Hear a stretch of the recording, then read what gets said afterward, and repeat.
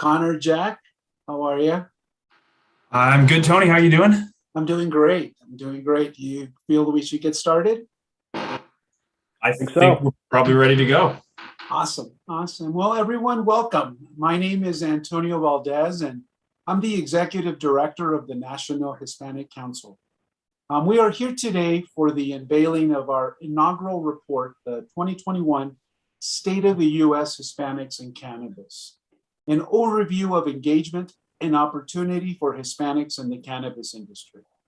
And with me today to share the findings from the report are the authors from the consulting company, Opus Consulting. Let's welcome Connor Yost and Jack Grudsian. Thank you, Tony. So just a little introduction. Opus Consulting is a consulting firm that specializes in the cannabis industry. We have a lot of services. We help startups. We do licensing and applications. We do business performance and reporting and research. So we were happy to help out the NHCC by kind of conducting the research and putting together and compiling and creating this inaugural report, which we all think came out really well, and we're really happy to help, and we're proud to help present it and promote it as well. So thanks, Tony, for having us on here. I also have my colleague Jack Grudsian. Jack, if you want to introduce yourself quickly. Yeah, thanks, Tony. Thanks, Connor. My name is Jack Grudsian. I'm an analyst here at Opus Consulting. I, along with my colleagues, put together this report, conducted the research, and ultimately was able to put together this presentation. Really, really happy to be able to be here today to be able to share it. Well, we're happy to have both of you and very appreciative of the hard work that both of you did on this report. And, together, if we do this right, our intent for today's session is really to provide an informative overview of the current state of the cannabis industry for Hispanics, businesses and individuals, and their accompanying challenges and opportunities, to really level set the playing field for us in terms of understanding truly what some of those challenges are and those opportunities. So with that, why don't we jump into the report, if that's okay?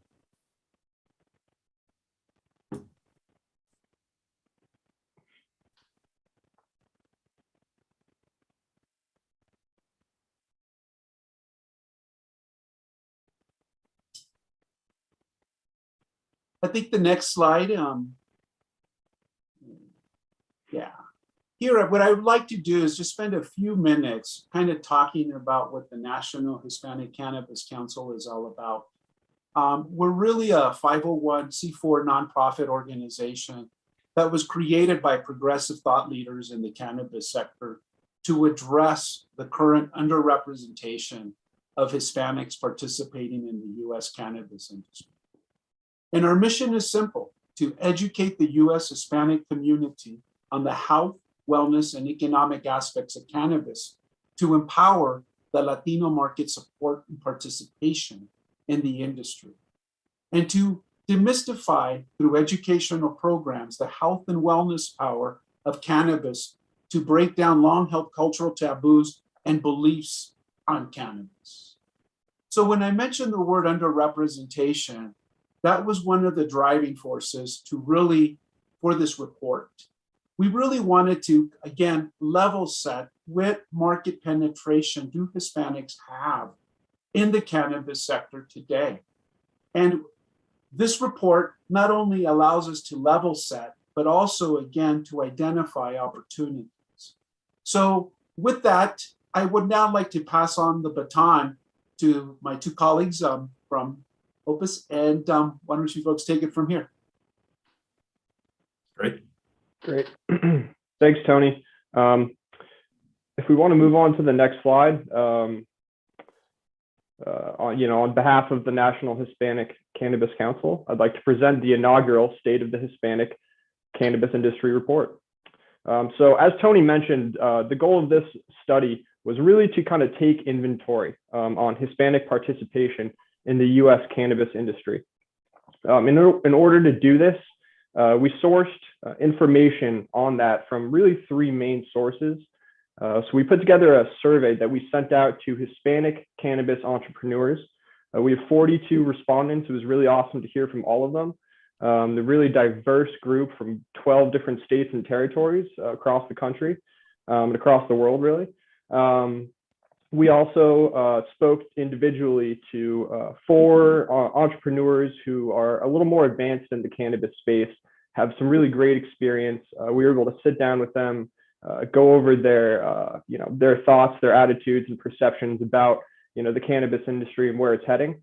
That was really great to take a deep dive with them. Finally, we conducted a lot of secondary research, reaching out to national agencies, advocacy groups, and state departments of cannabis to really gather as much data as we could on this subject before we start to, like I said, take inventory and really start to analyze where Hispanics are in the cannabis industry today. So from that, we were kind of able to make 4 key takeaways. Number 1, to start out, the U.S. cannabis market is growing rapidly. Legalization has really taken off across the country. That doesn't seem to be slowing down anytime soon. We think that this is going to be a huge industry, and with that, it comes a lot of new jobs.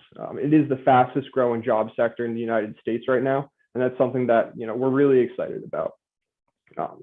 Second conclusion or takeaway that we came to was that Hispanics are in fact underrepresented currently in the cannabis market. After our study, we came to the conclusion that only 5.7 of licensed cannabis businesses in the United States are currently owned by Hispanics. That's a pretty significant disparity there when you compare overall population percentages. Despite some differences state to state, we were able to come to the conclusion that no state really has an effective program in place to effectively promote minority interests. The third key takeaway we came to was that entrepreneurs in today's industry do face a range of different barriers.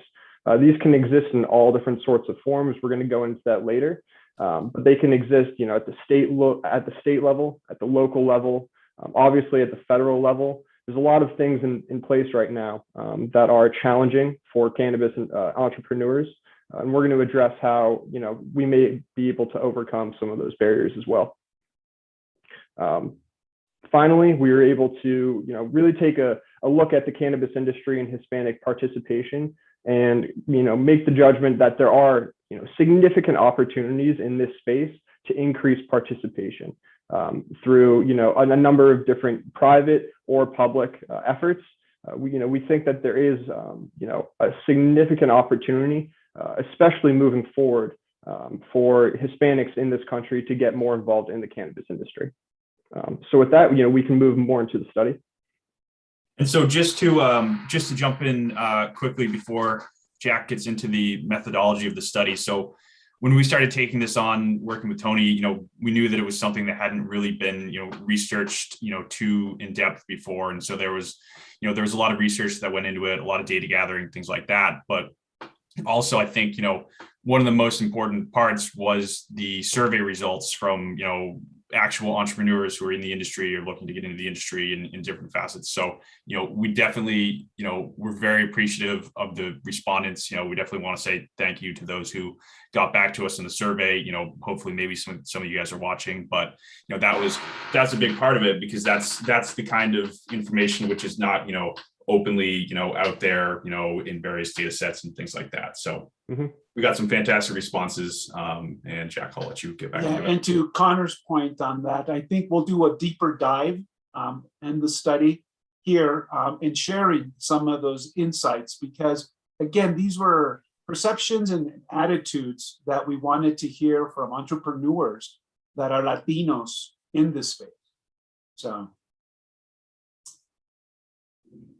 Yeah, so just to cover some of the methodology and data practices that went into this study, I think it's important to know when we look at data concerning cannabis across this country, we really have to take a step back and realize that this is still occurring, still being manifested at the state level, right? So each state does have different practices when it comes to tracking and then also sharing data with the public on cannabis sales, ownership in different segments. So despite the intricacies of this, we tried our best to normalize the data between states. This wasn't always easy, but we do just want to disclose that there were some discrepancies between states. We did our best to kind of consolidate that data in a way that is easy to understand and also reflects what's truly going on across the country. That was a key learning for me, Jack, was the consolidation of data, since I guess I came from another industry where the ethnicity background of consumers was important to track. There was a methodology behind that. And here, it felt like your challenge for every state was unique. Yep, exactly, Tony. I think that's a great point. And, to that, it would be great in the future to see more transparency, at the state level, eventually maybe at the federal level, to help people, understand really what's going on in the industry and what can we do to improve things. So that's a great point. Thank you. Well, we're going to need the data to measure. So yes, absolutely. Exactly. Yep, exactly. So moving on, I think this is a great visual here for some of our viewers who may not be as familiar with the cannabis industry. I think it's important to first kind of introduce people to cannabis through a number of different facets. I know when people think about marijuana or they think about cannabis, usually people think first of cultivation, of maybe processing or retailing cannabis itself, but there's actually a lot more to the industry than just the plant touching segments. You have everything from support industries such as supply chain management, event organizing, delivery services.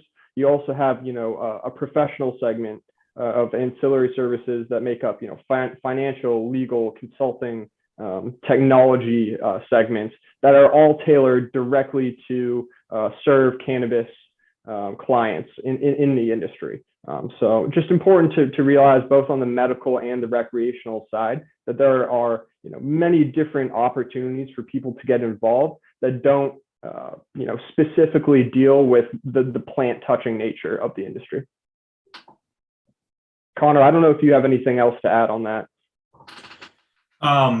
Yeah, actually. So, this is kind of what we like to think of as like, this is the cannabis ecosystem, right? And so we're doing our best to summarize it here. But, one thing we see, being in the industry is this is just growing and growing and growing and creating so many more opportunities that, we can't possibly even list out here, as technology advances and different companies are getting into the industry, with various offerings. And then every time, a new state comes online, this entire ecosystem pops up there and it expands and it grows, right? So the industry is still, very young, and, this entire ecosystem is creating opportunities, on the plant touching, on the non-plant touching, all the way from the vendor end to, the point of sale and the retail. So, it's almost endless, right? And it keeps going and it keeps evolving and it keeps growing. So, even if you don't see something specifically on here that may be something of interest to get into the industry, doesn't mean that this is even inclusive, because it couldn't even possibly be, because it's changing faster than we can even put it on paper. So, very, very exciting times, a lot of opportunities, a lot of growth, and, hopefully we'll kind of get into that in the future opportunities. Yeah. Yep. Great. Awesome. Thank you. So with that, I think we can start to get into the current landscape of the Hispanic cannabis industry.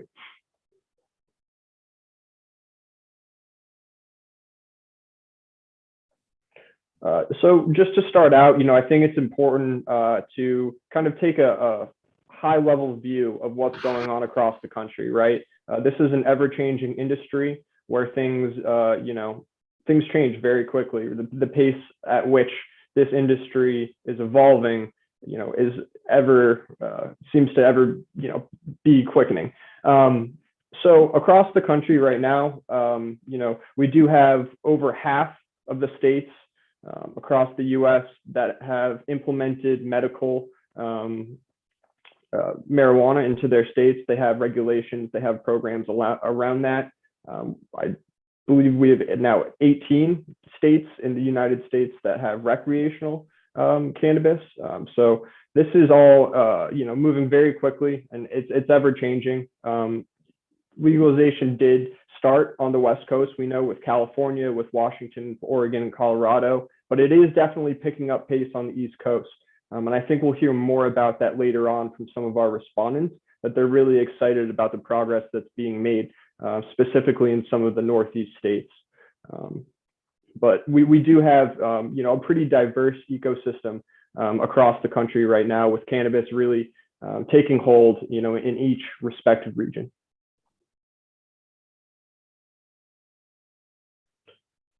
So next, we can just take a step back from cannabis and really focus on the U.S. Hispanic population as a whole. We know that the Hispanic population in the United States has been growing for quite some time now. What's really, impactful, I think, is to look at the figure on the left and realize that, over the past 10 years, we've had an increase of over 10 million Hispanics in this country, which I think is really a significant jump. And it really speaks to, the way in which, this country is moving, and, that trend will only continue. We can see from the figure on the right that, the Southwest has been, more traditionally heavily populated by Hispanics. But we also have some pockets, worth mentioning: Florida, New York, Illinois as well, that do have relatively high Hispanic populations. And I think it's important to keep those states in mind as we move forward and hear from people who may be living in those states. One thing to keep in mind is, regardless of your political affiliation on the border, a lot of this is natural reproduction. It's not coming from people coming into our country. It's really coming from within now, and it's been happening for the last 20 years.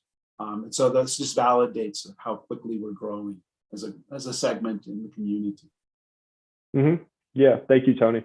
That was just my point. Yeah, absolutely. Yeah, thank you for that. Moving on to Hispanic involvement in business across the United States. So taking a look at Hispanic business ownership. Now, I want to clarify, this isn't cannabis business. This is just all facets of business, all industries across the United States. We wanted to first compare Hispanic business ownership before we really looked at cannabis as a subsegment of that. So what we found when looking at Hispanic business ownership across the country was that, it does vary in different states. And while some Southwest states have a higher percentage of Hispanic business ownership, there are no states that have adequate representation when it comes to business ownership. And this is something that we saw in, Southwest states, Southeastern states, West Coast states. We did have some states like Texas, New Mexico, that had relatively higher business ownership, but we didn't see anywhere where business ownership matched the relative Hispanic population. Tony, do you have anything to add to that? Well, I guess just so in layman's terms, if I'm looking at this graph, each of those little blue points represents a state, and in the United States here. And basically, if I line up to it would be the x-axis, the percentage of the Hispanic population as percentage of total population. And if I look at the percentage of Hispanics in businesses, even though we have a high percentage in some states, we still are low in percentage of Hispanic business. And I think the other factoid here is, even though Latinos are the 7th largest buying power, we have the 7th largest buying power, it's still, from a business ownership, we're still underrepresented. So, Yep. That was my takeaway when I saw this, Jack and Connor. I agree. Yep, I agree. So moving on, then the first thing we wanted to look at in terms of Hispanic involvement in cannabis was just ownership across the country, right? So not focusing on one region or one state in particular, but looking at it across the country. And what we found, I think, kind of speaks for itself in this figure. Across the country, the average Hispanic business ownership in cannabis was only 5.7%. So, you can think of that as, Hispanics owning only roughly 6% of all cannabis businesses across the United States. Obviously, that's far less than the 18.7% that we see as a population across the United States. So, that is something definitely that stands out, right? Another thing that stands out too, obviously, is that more than 4 out of 5 licenses across the United States are granted to non-minority owners. So I think that's definitely a big point to focus on here. Not getting into any of the states, but just looking at us at a whole. There definitely is this disparity across the country, and something that we need to address. I guess the way I would look at this, and the way that I look at it for the organization, is we now level setted the playing field. We now know where we are. And when we use the word loosely underrepresented, whether it's good or bad, as we saw in the graph before, in all industries, we're not an anomaly here in terms of the representation of licenses. But it is I guess it's awesome that we stopped to pause and look at this to know where we are and know where we need to go. Because we could only go up from these numbers. Exactly. And if you look at what some states are doing, I think there's reason to be optimistic that will be the case. The industry 5-6 years ago did not have any type of equity provisions or diversity requirements, anything like that. But if you look at what's happening, recently, especially in New Jersey, New York, some of the states that now are soon to be accepting licenses and are some of kind of the hotter markets in the country, they are loaded with equity provisions and things like that are meant to promote diversity within those industries. So I think I certainly think with all of that being the case, there's reason to be optimistic that those numbers will go up and everything things will start to even out. And so it means it's a perfect time for new entrepreneurs to start to get into the industry, right? It's setting the table for that. I think this is what I was trying to say earlier, and you said it very articulate. We're bridging. What is that percentage of minority that's out there? Now we know. So if you want to increase your penetration at the local level, this is what we're gathering. Because it's not going to move the needle that much if it's only 5% or 2% or 3%, but where we're at. So if you need to have more people sit at the table, we know what hopefully we can influence with data such as this. Exactly.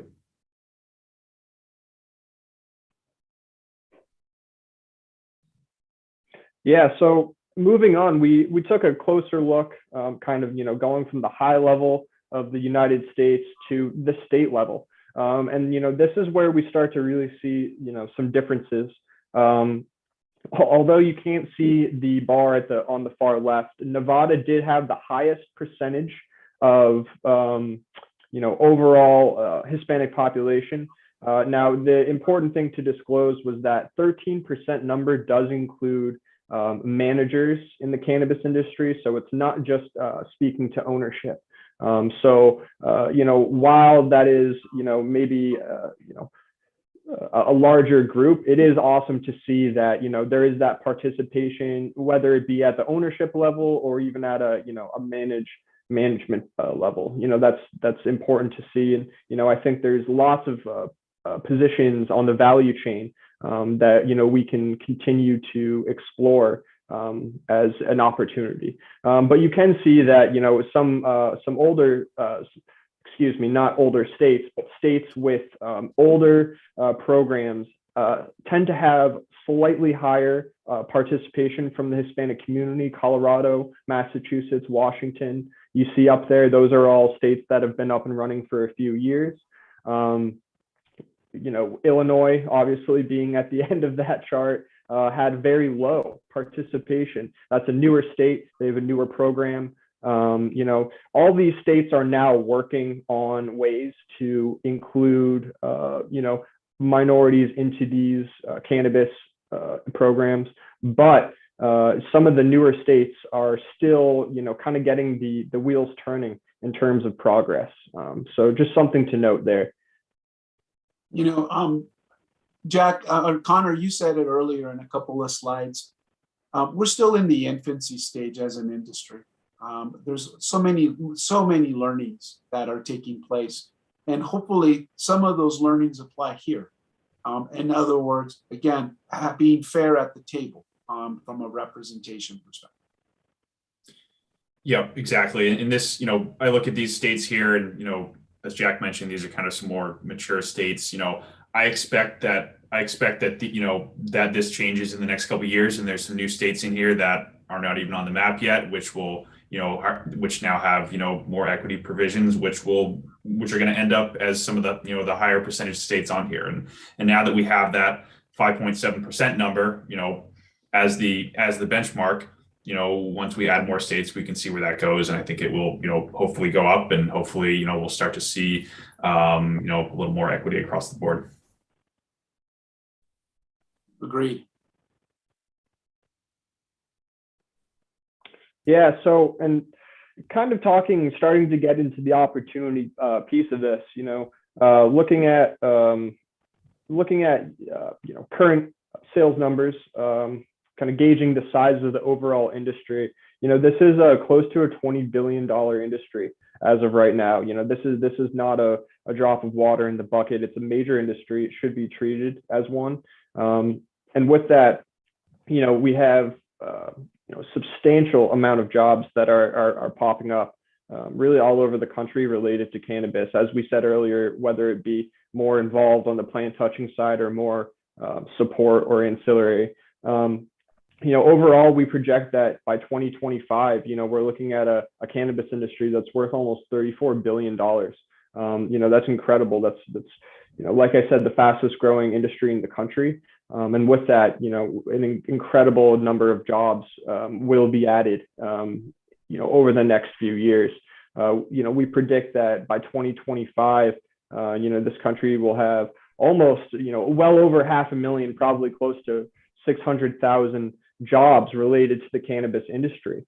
And, within that, kind of gauging from our demographic information earlier, we believe that by 2025, the Hispanic population should have, an equal piece of that, or I should say a fair piece of that pie, which would be about 100,000 jobs, which is incredibly significant, I think. That really speaks for itself in terms of what that could do for the Hispanic community and also for the economy.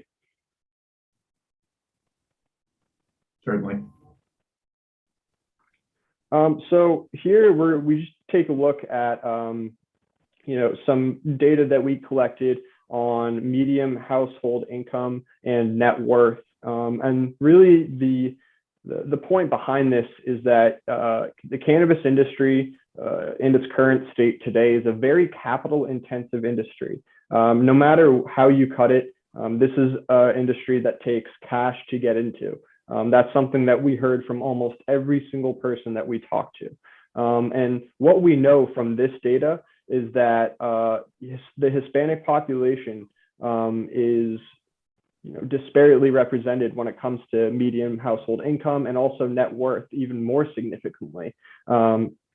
So, from this, we can kind of gather that, the Hispanic population is naturally at a bit of a disadvantage when it comes to, first entering this industry only because of these numbers. Tony, I don't know if you have anything to add there. This was a powerful slide for me when I saw it, because Yep. it was I use transference. I walk in my shoes. I want to get into the industry. I'm already walking in. My median household is 2 times less than the average white individual, and my net worth is 5 times less. Very powerful, because it just puts the onus on us as an organization as what else can we do to raise capital. to help find more opportunities in that respect. So it was powerful for me. Yeah, and it's certainly a very capital intensive industry, and a lot of times things in cannabis would be more expensive than they would be in any other industry because it's such a hot topic industry, and that almost comes with a premium. So again, gets more and more expensive. So the creativity in bringing in capital and helping reduce these barriers is critical. I agree. Agreed. Yep. Great. So moving on, we kind of wanted to summarize 4 main pain points or barriers. It's the next slide. If we could go to the next slide. We wanted to call out 4 main barriers that kind of impede Hispanic entrepreneurs from getting into the cannabis industry. We broke that down into legal barriers, financial barriers, operational barriers, and barriers of networking. And really just to focus on a couple of these, I want to really harp on finance. Access to capital is incredibly crucial in this industry, as we just touched on, but there's more to it than that. People need more than just money to succeed. They need guidance, they need education, and something that we heard from people, even if they were able to receive capital, was that they needed assistance in managing this. To run a successful business in any industry, you need to be adept at managing money, and in this industry it's no different. From a networking perspective, this is a relatively new industry. Sometimes sourcing employees can be difficult. Establishing, relationships with vendors. Is this person, a legitimate vendor? Are they, worth doing business with? All that stuff. It can be difficult, especially in an emerging market like cannabis. Operationally, obviously, we have very complex accounting at this point in time due to federal regulations. It can make things very difficult from the operational perspective. To conduct business can be very confusing. It requires a lot of training, and also just managing state regulations. Obviously, each state has particular regulations, and staying on top of those can definitely be difficult. Finally, legal boundaries are definitely, something that's a major barrier in this industry. Differences in state laws can be very confusing and can prevent, interstate, not interstate commerce, but I would say, the promotion of business or business relationships interstate. So it is tough, kind of navigating the ecosystem of your own state sometimes. Also access to licensing, as we saw, it's not easy to obtain a license for cannabis business. Finally, criminal expungement is something we also wanted to mention. A lot of the times, if you have past convictions, it's difficult or more difficult for you to enter this industry. We don't think that should be the case, especially if those convictions or criminal past is related to cannabis, right? So that's just kind of a high level overview of some things that we noticed were preventing or blocking individual entrepreneurs from being successful in this industry. This page is a mouthful. I mean, there's just a lot happening, but when I see the word barriers, I actually see opportunities, because to your point, Jack, the ancillary service ecosystem to support the cannabis industry, these are solutions. A lot of these are solutions. Let's put the capital aside on the slide, because I think we cannot ignore that. That is, for us at least here at the NHCC, that is our marching orders for 2022, finding solutions for that. But if I look at what you presented right now, it's opportunities for services to, again, provide excellent customer experiences for some of these the industry. So that's some people look at the glass half full, and I guess I'm I'm a little bit of an optimist because I do see that there is opportunity to service a lot of what these folks are challenging, especially hearing them anecdotally. Yeah, Certainly. with all of those barriers, those are a lot of times what keeps the opportunity there and what keeps the upside up. But I think one of the challenges is finding finding how to make it through that. And I think there are resources available. There are people who know how to for example navigate the compliance, or know how to make your operations as efficient as possible, that type of thing. And I think one of the goals of the NHCC is to be able to almost kind of match make with those resources, right? If you're having an issue with a certain part of your business, going to Tony you may know who to refer them to or who to send them to, and that's I think going to be a huge benefit of having the NHCC around. Well, some of the work that we're working behind the scenes is just that, Connor, is to provide these types of services as the person is going through the journey, whether they're new to cannabis in the industry, they don't know where to begin, or they're in it and they're fully immersed, where other opportunities like networking is so critical. I mean, I know you're going to get into it later, but it is in this arena, being a Latino in cannabis, I think there's a strong synergy to act with others of the same nature, but because of the challenges that you're going through.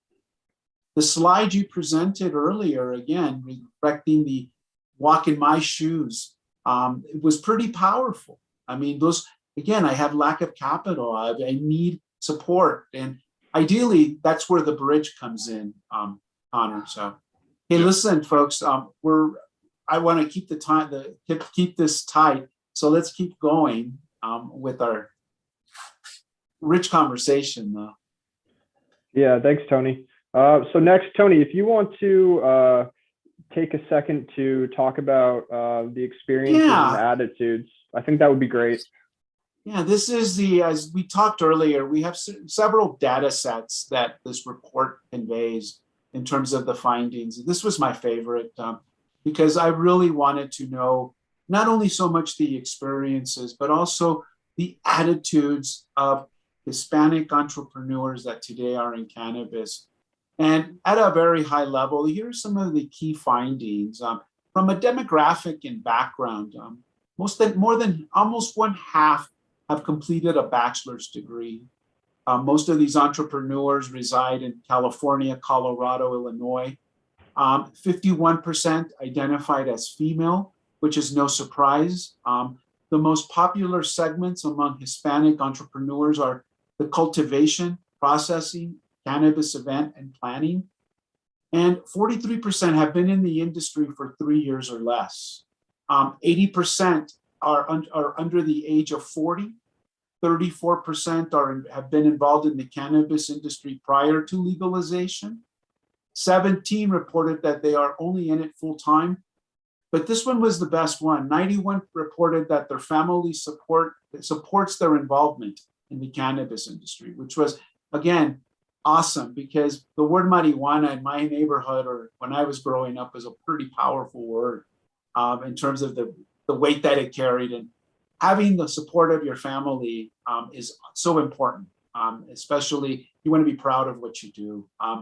86% believe there's a negative stigma around cannabis in the Hispanic community. From perceptions and insights, Hispanic entrepreneurs most reported needing external assistance with fundraising, banking, and legal expertise.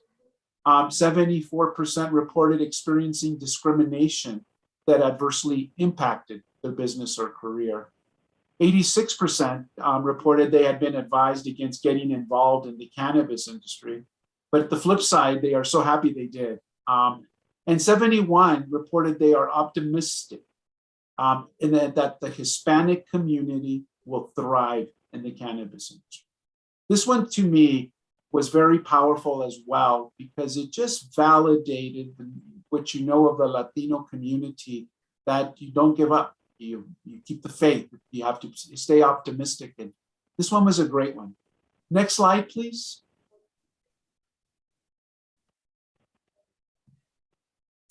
This one, we wanted to get a take again from the just attitudes on how the community reacted. And this was on a Likert scale of strongly disagree to strongly agree. And the questions were like, my family supports my involvement in the cannabis industry, almost 70%. My community supports me, 55%. My friends support my involvement in the cannabis industry, almost 77%. There is still a stigma around cannabis in the Hispanic community. More than one half agreed. I have been advised against working in the cannabis industry. And again, I shared this one, and it's here you can see more along the lines of 16% said rather agree and 31% strongly agree. I have a strong professional network supporting my cannabis project. 61% said yes. I actively network in the industry. 71%. Building a Hispanic cannabis community is critical for Hispanics to succeed. 76%. So this, again, just attitudes and perceptions and insights. This one was the next slide, please. Thank you. This one was, again, insightful for me because as I'm leading this organization, I want to make sure that we're hitting on the needs of the small business entrepreneur that's in cannabis. And I first, again, wanted to level set how much they knew about licensing, funding, and startups. And here, this was really revealing in terms of, we asked again from not challenging at all to not applicable. For example, on licensing, learning about state and local opportunities in a timely fashion. They felt this was slightly challenging and very challenging. Understanding the requirements and application process, slightly challenging and very challenging, again, scored very high. Funding, raising equity capital, and borrowing from financial institutions. This is really the holy grail of if we can solve anything for this year for us, this is really the anchor, this is the funding. And I keep hitting it over and over and over, but this is now from this data set of Latinos that are in the space are really telling us. Same for startups, securing real estate. There's just a vast, again, validating the needs that I mentioned earlier from ancillary services that they really need support as they're going through the journey. Next slide, please.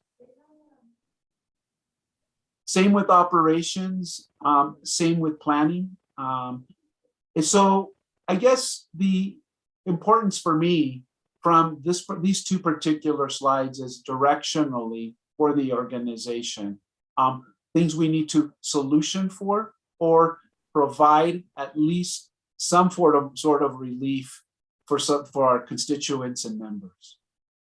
Next slide, please.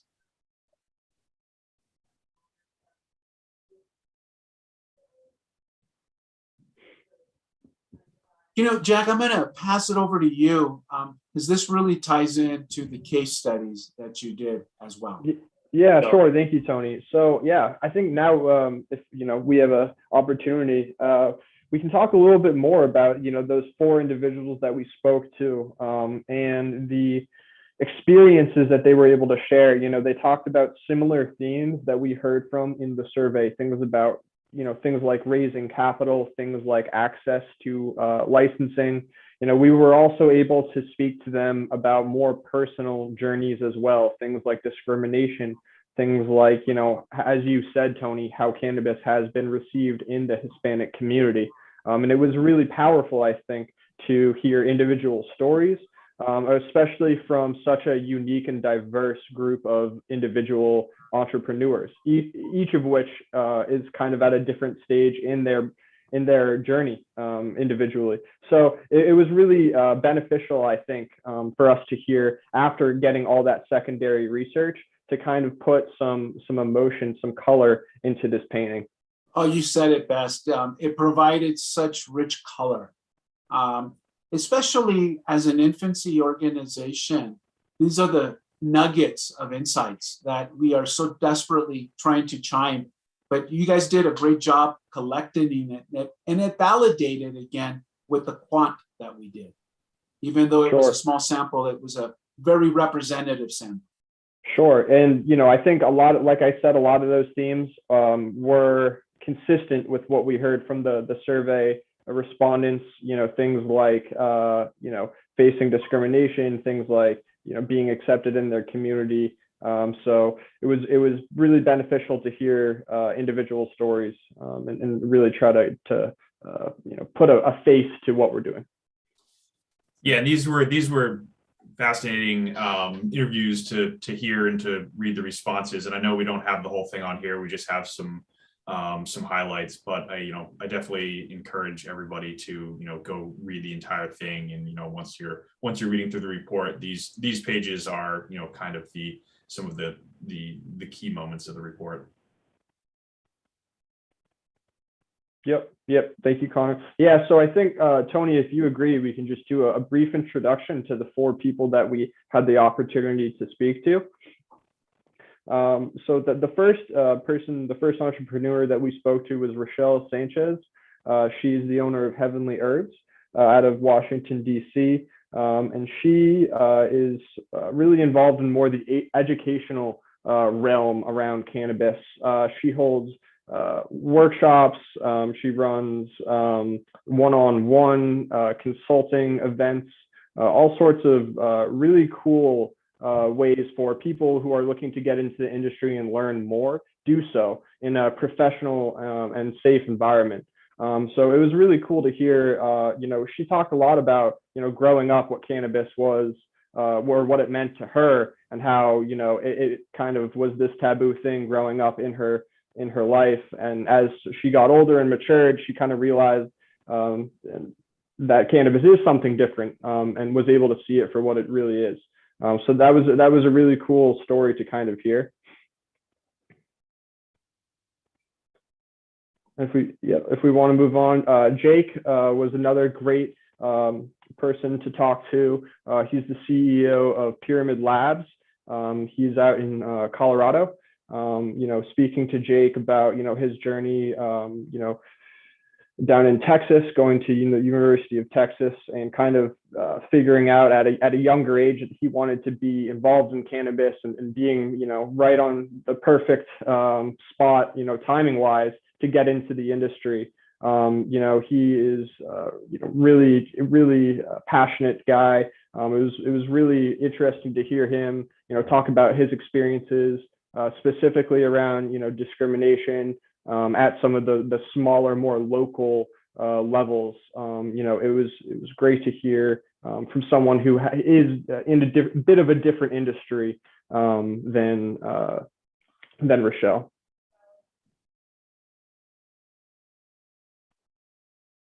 Moving on, speaking to Jose Hidalgo was one of the most interesting interviews I think that we had the opportunity to conduct. Jose was the founder and chairman of Fluent and Consortium. He stepped down and is now running a different cannabis firm, and is also on the executive committee for NHCC. So Jose is super knowledgeable in the industry, has a really good idea of what's going on, has a really good, I think, strategy for increasing Hispanic participation. Like the other people we spoke to, is extremely passionate. I think one of the things that he said that really impacted me was that, this is not a green rush. This is not something that you should get into if you are looking to make a ton of money. You really need to have that love. And you need to be willing to dedicate a lot of blood, sweat, and tears if you want to be successful. So I think that was really impactful. Tony, I'm not sure if you want to add anything to Jose's profile.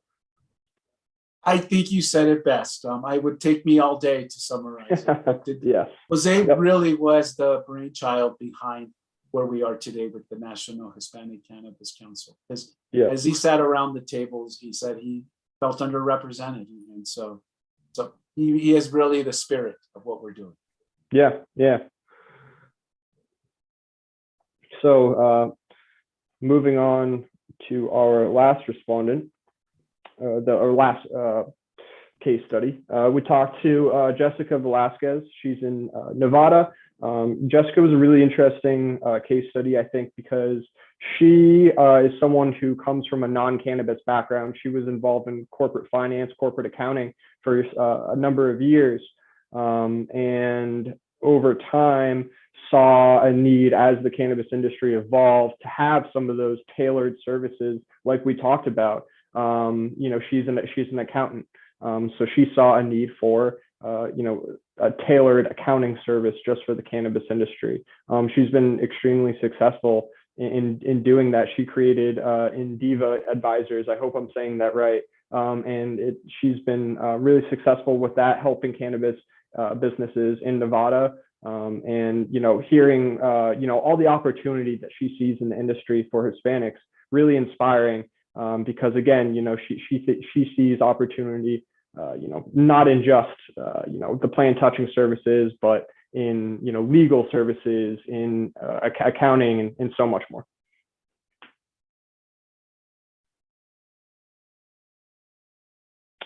Yeah. So moving on, probably the most exciting part of this is the future opportunities. And obviously, we need to take inventory of the landscape. But I think from all this analysis, we were able to, kind of come to some conclusions about, what can be done to move things forward in this space, and really, make sure that we're taking advantage of this, really unique situation as it unfolds. So I'll just touch briefly on this area. We heard from like I said, 42 different respondents in our survey. They came from all sorts of different places around the country. But we did see some centralized areas of interest. Obviously, California, Colorado stick out as your kind of trademark states. But it was really encouraging to see New York and New Jersey on there. States like Florida that doesn't even have a current recreational program. Places that are really emerging, and also have relatively high Hispanic populations. We think there's really, really extensive potential there.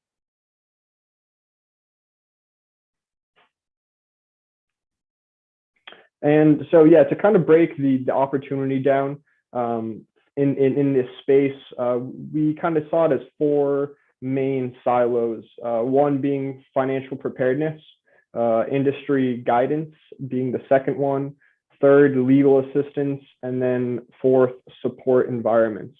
So I'll just briefly kind of run through these. As we've talked about capital, we've talked about money. It is crucial. It is something that entrepreneurs can seek support with.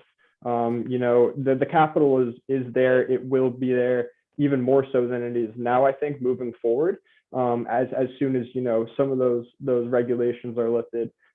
So making sure that investors are prepared not only to receive capital but to manage it is something that we can do in the future to help guarantee success. On top of that, industry guidance is so important. We spoke about maintaining relationships with vendors, also navigating some of those really complicated regulations operationally. Legal assistance, applying for licensing is such a complex process.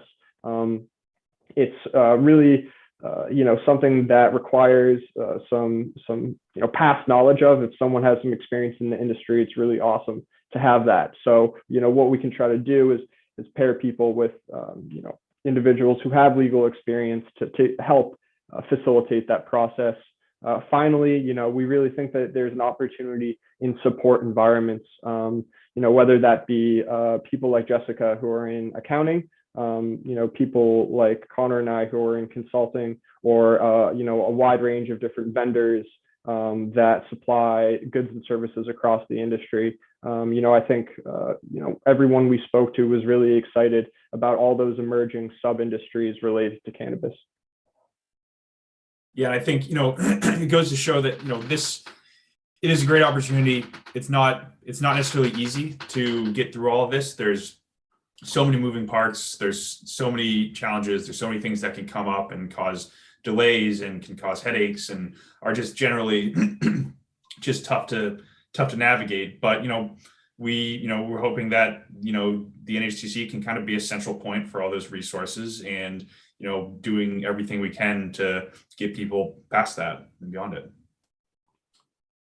When I looked at this slide, it was the 2022 plan for NHCC, the Economic Committee plan. So I basically just cut and pasted because a lot of the things we need to find solutions are based around.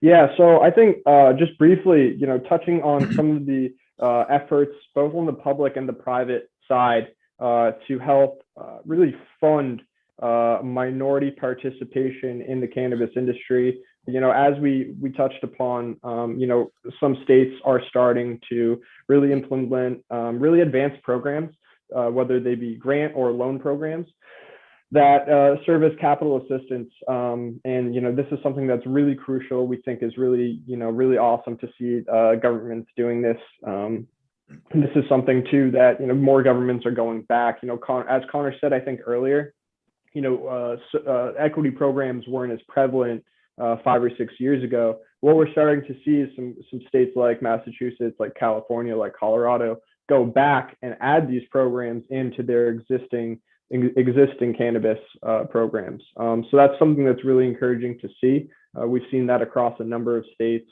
We also have a lot of private companies or organizations that are looking to promote social equity. Those can be business incubator programs, everything from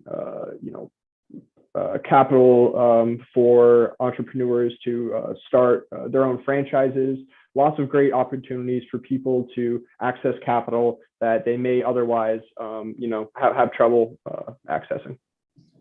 Yeah, and I think we had a comment earlier on, if what these states are doing is enough, and frankly, I'm not sure. I don't think it's probably not. And I don't think it's ever going to be enough. But what we can do is we can do our best to make sure that the members of the NHCC have access to everything that they possibly can, right? So if we can create one centralized place where maybe there's one grant that someone may not have known about because it wasn't that public.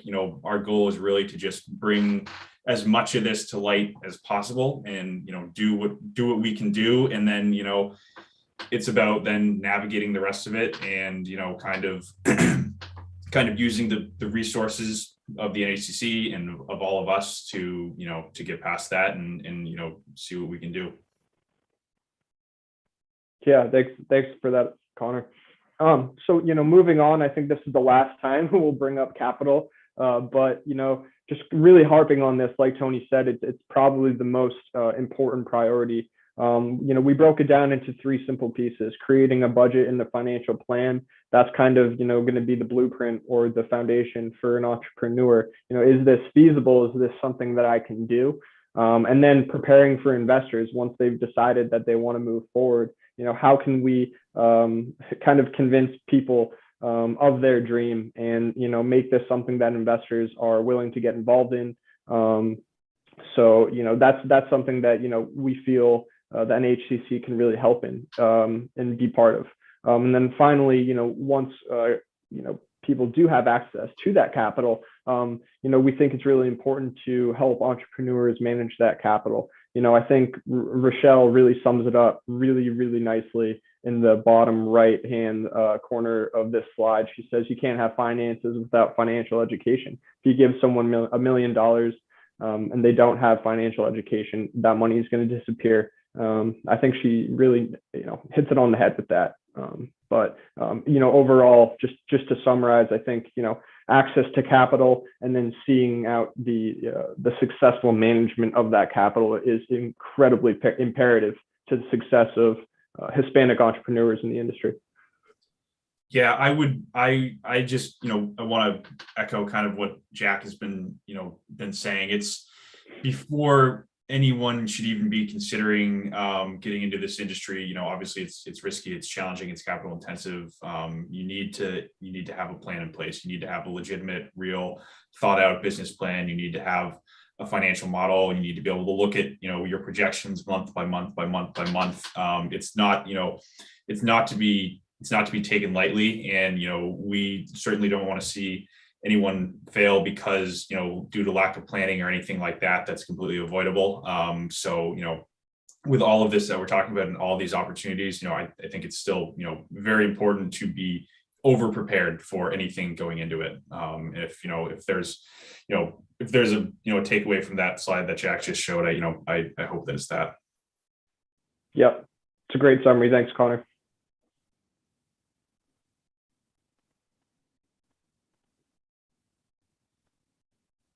Yeah, and so kind of moving, on to one of the things that, was first so important, and it is still so important, is access to licensing, right? To get people into this industry legally, they need to be licensed.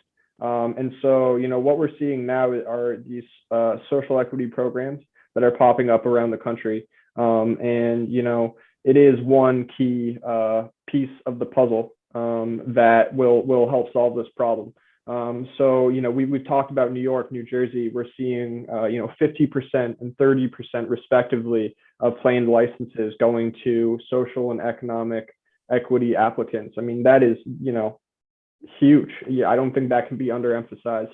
I touched on, more mature markets as well. Colorado awarding 100% of all new retail and cultivation licenses to social and equity applicants over the next, 6 years or so. Really, really big steps, I think, that these states are willing to take.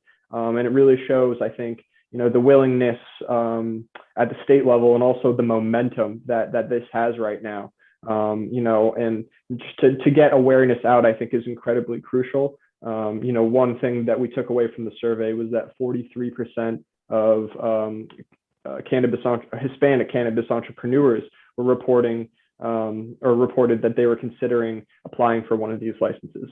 So that was really great to hear, and we're hoping that we can increase awareness even more.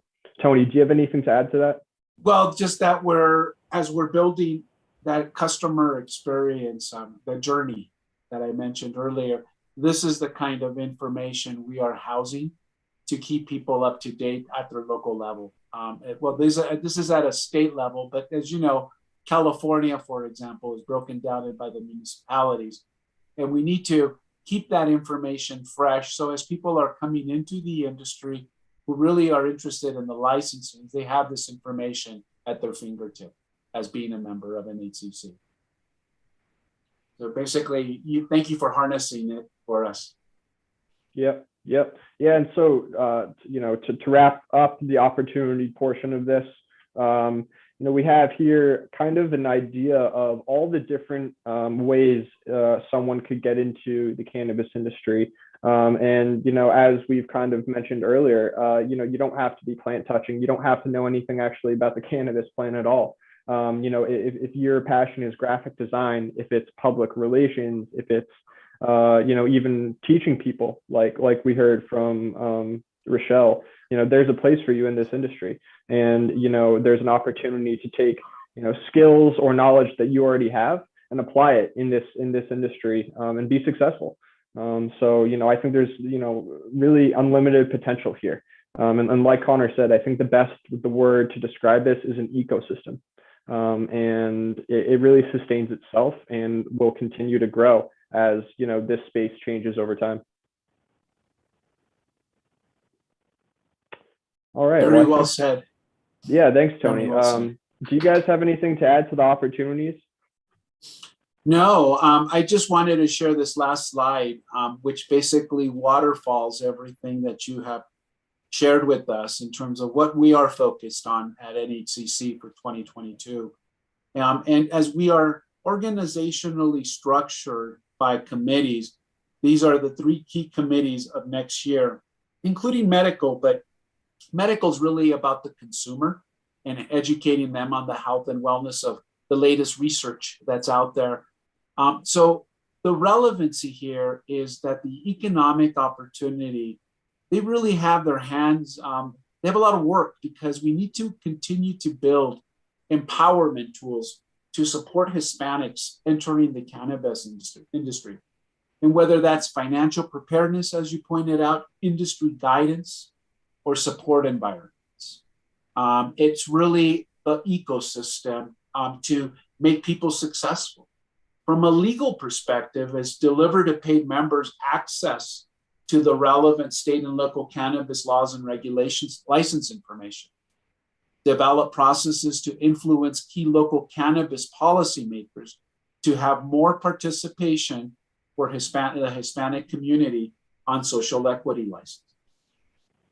And finally, the networking, the state and local chapters provide a forum for Hispanics to learn better business practices and other tips on how to in the cannabis space. And the goal there is to launch our first chapter in 2022. So this report, at least for us at the NHCC, really gave us our marching orders. It validated what we thought, but it also, more importantly, pointed us in the direction for 2022 on the areas of focus. And for us, we're already structured in a way that we're pretty nimble to do that. But the task is big.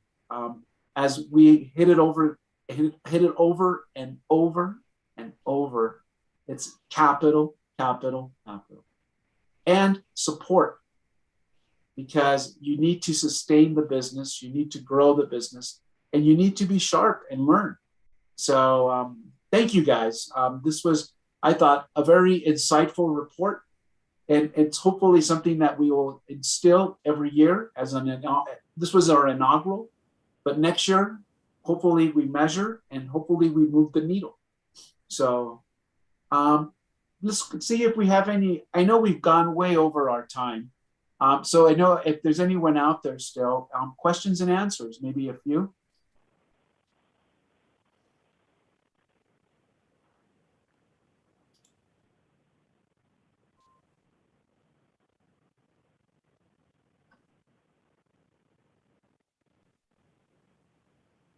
We're patiently waiting for comments, so.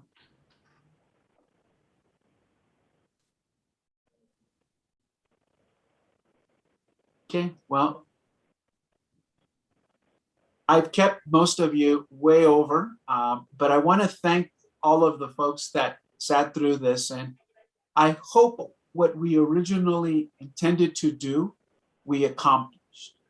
Our intent wasn't to solution, but it was hopefully to create awareness. So thank you. Connor and Jack, thank you very much for the hard work as well. Excellent. Thank you, Tony. We are very happy to be a part of what you're doing with the NHCC, and we will certainly, if any questions come up, we're happy to answer them, and we're looking forward to working with you in the future. Oh, awesome. Well, thank you for spending time with us this afternoon and really walking us through the report. It was insightful. Absolutely. Thank you. Yeah, Tony, thanks for the opportunity to be here today. We really appreciate it. My pleasure.